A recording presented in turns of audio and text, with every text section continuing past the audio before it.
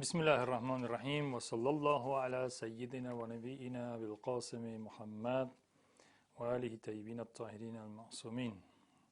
En el nombre de Dios, el clementísimo, el misericordiosísimo, la bendición y la paz sean con los profetas, especialmente con el profeta Muhammad y su familia purificada. Vamos a ver con la ayuda de Dios en esta clase, la número 7 de nuestro programa sobre el rol del chiismo y los chiitas en la civilización islámica.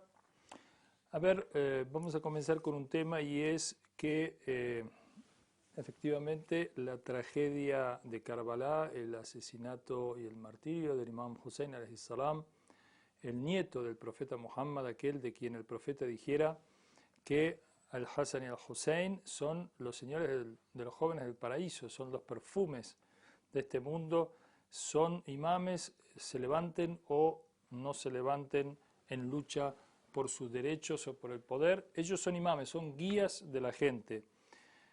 Hussein es de mí y yo soy de Hussein, y tantas otras alusiones, en el marco también de las alusiones a Ahlul Bayt y sus derechos, la obligación de los musulmanes de amarlos, la obligación de los musulmanes de obedecerlos, y siendo ellos los referentes después del profeta para la interpretación, ejecución y guía en el Islam. Sin embargo, ¿qué pasó en Karbala? En Karbala tuvo lugar un hecho, una catástrofe, que fue la decisión del corrupto Yazid, hijo de Muawiyah, hijo de Abu Sufyan, el líder de la oposición al profeta, de intentar destruir las bases del chiismo y destruir las bases del imamato y los imames y de Ahlul Bayt, en franca oposición, tal como lo hiciera su abuelo Abu Sufyan y su abuela Hind, la comedora de hígado, la que comió el hígado de Hamza ibn Abi Talib,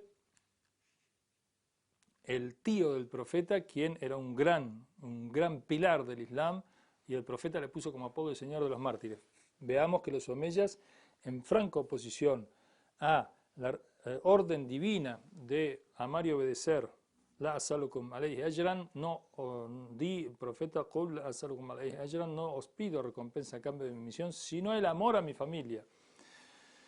Entonces, pero ¿acaso podemos decir que esta tragedia, que denota el curso que tomó la sociedad islámica en su conjunto, que en la persona de su, entre comillas, califa o líder, que de alguna manera usurparon el poder real que tenían los verdaderos califas, qué es lo que hizo con el Hussein, el Imam Hussein, que era realmente el califa de parte de Dios, matando a él, a sus compañeros, a su familia, a sus hijos, a su bebé, a su Ali Asghar, y tomando prisionero a las mujeres, arrastrándolas con cadenas, no respetando su velo, su cobertura islámica, su vestimenta, su honor,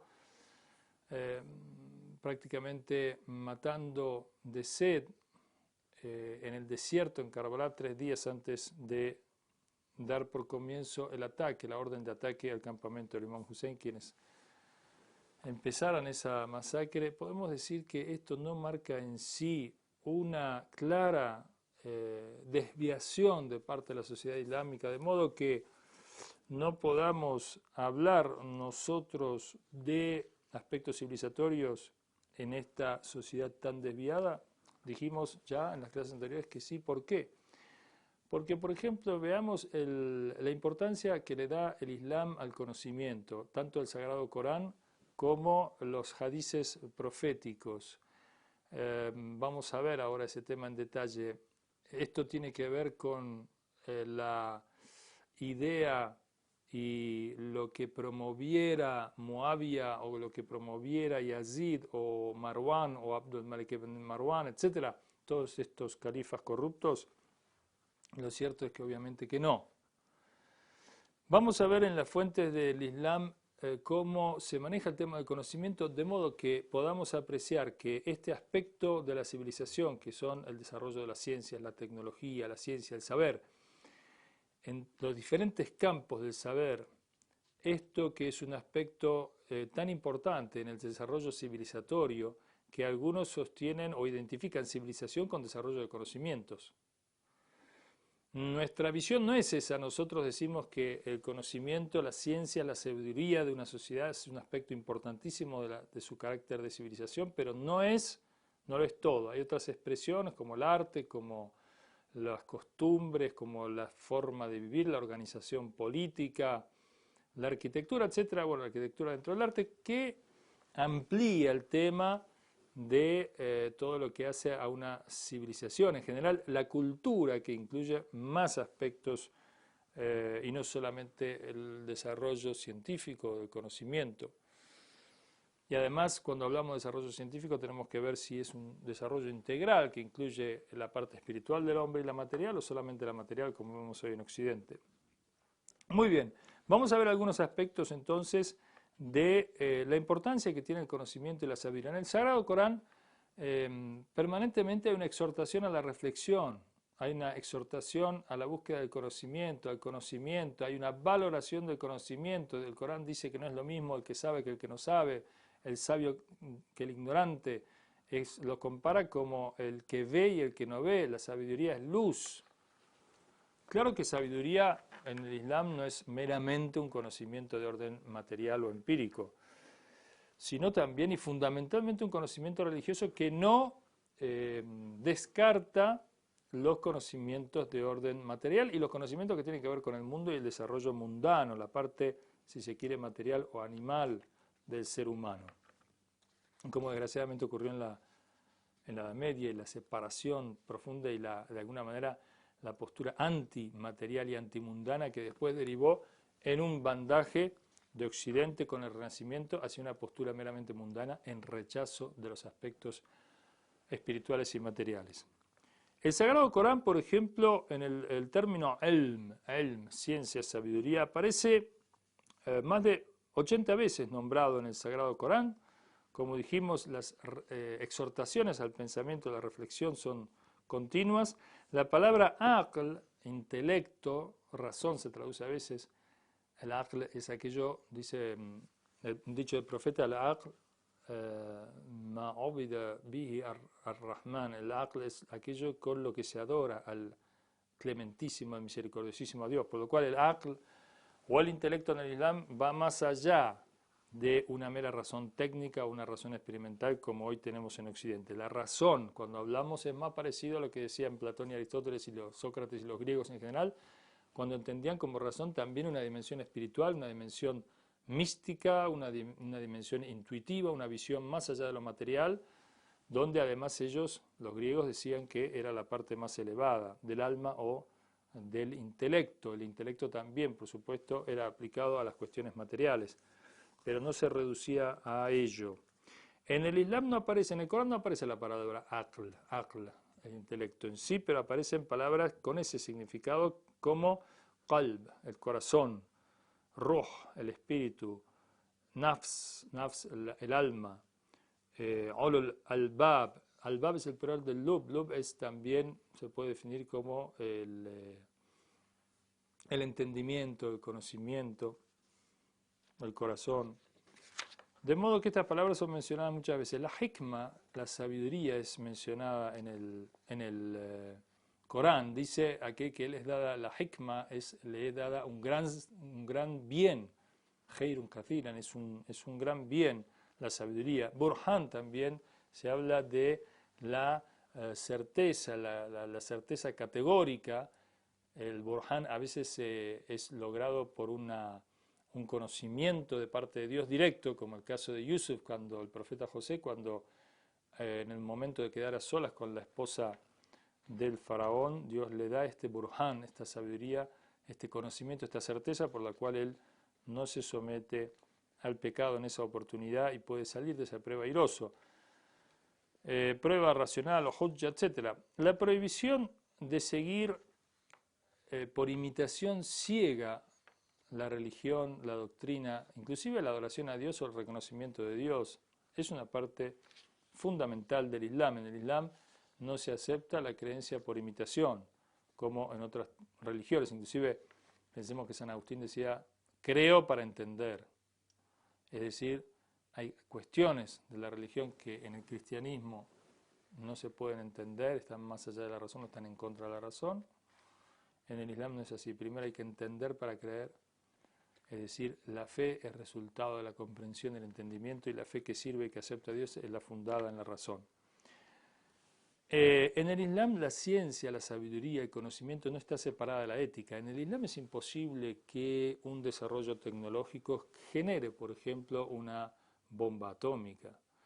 Esto no es un producto de la civilización del Islam. Las armas de destrucción masiva no son productos de la civilización del Islam porque están prohibidas en la Sharia o en la legislación islámica o profética en general. De modo, en cualquier contienda uno debe, en todo caso, llegado al extremo de tener que aplicar la violencia o defenderse de la agresión, uno debe y únicamente está limitado a atacar a aquellos o a defenderse de aquellos que lo atacan. E incluso el Islam sostiene que si huyen, es decir, o si obtienes poder sobre el enemigo, no te extralimites y deja a aquellos que huyen y no te metas con ancianos, mujeres, civiles, niños, no destruyas sus ciudades, sus campos, sus bienes, y toda una ética en torno a la guerra y una ética en torno a la razón, de modo que no podemos pensar en el Islam una ciencia, una tecnología desprovista de la ética. La visión del Islam es siempre una visión monoteísta, una visión integral, donde toda la realidad está integrada, como también los griegos la concebían de esa manera a la realidad. La realidad era, y el conocimiento que conocía la realidad, de acuerdo a la jerarquía de la realidad, el conocimiento adquiría su jerarquía. Por encima de todo estaba el conocimiento de la filosofía, porque era el medio por el cual el intelecto humano, apoyado en la luz de Dios y en la guía de Dios, entendía toda la realidad del ser absoluto, el ser autosuficiente o no contingente o no necesitado. Bueno, tenemos que, dichos del profeta, veamos sobre el tema de las ciencias. En el Corán, perdón, antes de entrar a los dichos del profeta, el Corán también unifica la ciencia al tema del tahdib nafs o el tazkiyat nafs, o lo que se llama la purificación del alma. Yuzakihim. Dice, huwa alladhi arsala rasulahum. Dice, huwa alladhi arsala rasulahum bidin el-haq. Aquel es el que ha enviado al profeta, ha hecho surgir de entre vosotros, un profeta que yatlu alayhim ayatihi wa yuzakihim wa yuallimuhum al-kitab wal hikma. Os enseña el libro y la sabiduría, os recita las leyes y dice primero, utiliza el término purificar el alma. Esto es lo que decíamos sobre la unión de la ética con el conocimiento. Y bueno, vamos a ver entonces las tradiciones proféticas. Dice, por ejemplo, que la tinta del sabio vale más que la sangre de los mártires. Pensemos que la sangre de un mártir es, el martirio es el grado más elevado de perfeccionamiento. Es allí donde el mártir, en árabe shahid, es testigo de la unicidad de Dios, de la existencia de Dios, de los favores de Dios, de la bendición de Dios, y es el grado más elevado, la mejor de las muertes, la del martirio, o sea, aquel que ofrenda su alma a Dios. En el himno argentino, que fue creado en un contexto cristiano, dice, o juremos con gloria morir. Juremos con gloria morir, y en todas las tradiciones el mártir, la persona que ofrenda su vida, sacrifica su vida por un ideal, por un bien, está visto como la más respetuosa, la más elevada, la más santificada de las muertes, y no la de aquel que muere en su cama, en su lecho, meramente sin comprometerse en una causa justa y una causa divina. Pero la tinta de los sabios es más valiosa que la sangre de los mártires. El procurar el conocimiento es obligatorio para todo musulmán y toda musulmana. Pensemos que, como decía un hermano en Colombia, decía bien, él decía que en las Naciones Unidas hoy la educación, el conocimiento es un derecho, es reconocida en las declaraciones universales de los derechos del hombre, la educación, el conocimiento como un derecho del ser humano, inalienable. El profeta en 1400 años decía algo superior a esto, decía la educación, el conocimiento, la búsqueda del conocimiento es una obligación para todo musulmán y toda musulmana. Fíjese, ahora que estamos con la cuestión de los géneros y la cuestión del reconocimiento, la igualdad de géneros y demás, y que no se puede, no podemos hablar genéricamente del hombre sin decir el hombre y la mujer, y eso lo presentan como un gran adelanto en el reconocimiento de los derechos de la mujer. El profeta decía hace 1400 años, cuando él viene en una sociedad donde entierran viva a las mujeres, porque cuando nace una mujer era una deshonra, y en algunos casos extremos, por supuesto no en todos, enterraban viva a la mujer para no deshonrarse con el anuncio de que habían tenido una mujer y no un varón. Algo que hoy ocurre también, desgraciadamente, bajo otra forma. Hoy también se aborta y también se abandonan niños y niñas debido a la desintegración moral, la pérdida de la fortaleza del matrimonio, de la unión conyugal y de la familia. Y la pobreza, por supuesto. El Imam Ali dijo, si la pobreza fuera un hombre, إذا كان الفقر الرجال la mataría, la qatalahu creo que dice, la actólogo, no sé, la mataría, es decir, hasta ese punto la pobreza está asociada también a vista como algo malo para el hombre. La pobreza, por supuesto, que el hombre voluntariamente sacrifica de sus bienes, de la posibilidad de generar riqueza, o la genera la riqueza, pero la distribuye y vive de una manera simple, modesta, y hasta a veces en algún punto pobre, por el dar de sus bienes a los demás, eso obviamente tiene mucho valor y es una virtud. Pero la pobreza impuesta, la pobreza, digamos, producto de la injusticia, es un disvalor, es un antivalor y está condenada en el Islam. Bueno, tenemos también otro dicho que dice, pensar una hora vale más que 70 años de adoración, el sabio vale más que 1000 adoradores. El mirar el rostro de un sabio o la puerta de la casa de un sabio es un acto de adoración. Con este trasfondo de la importancia que le da el Islam al conocimiento, ¿qué tiene que ver lo que hagan Muawiyah y Yazid? Esto no es algo que el desarrollo de la civilización islámica no proviene de estos personajes, proviene de la riqueza y de la fortaleza que tienen las fuentes del Islam, el carácter divino y milagroso que tiene el Sagrado Corán, y los dichos y las enseñanzas proféticas, tanto en sus dichos, como dijimos, como en su sira o modo de vida, o en su taqrir, que es, digamos, el consentimiento ante la acción de un musulmán, en el que el profeta guarda silencio, y con lo cual entonces podemos deducir que esa acción no está mal o no tiene problemas y es aceptada por el profeta o por los imames. Bueno, con este antecedente entonces Ahlul Bayt fue el que expandió el conocimiento a tal punto que a Amir al-Mu'minin alayhi salam se lo llamó, el profeta lo llamó la puerta de la ciudad de la sabiduría. Yo soy la ciudad de la sabiduría y Ali es su puerta. Cuando los musulmanes se expanden en las conquistas, como vimos en clases anteriores, no solamente se van a incorporar territorios, sino que fundamentalmente se van a incorporar saberes, las ciencias, el arte, la cultura, los aspectos favorables de la cultura, aquello que el Islam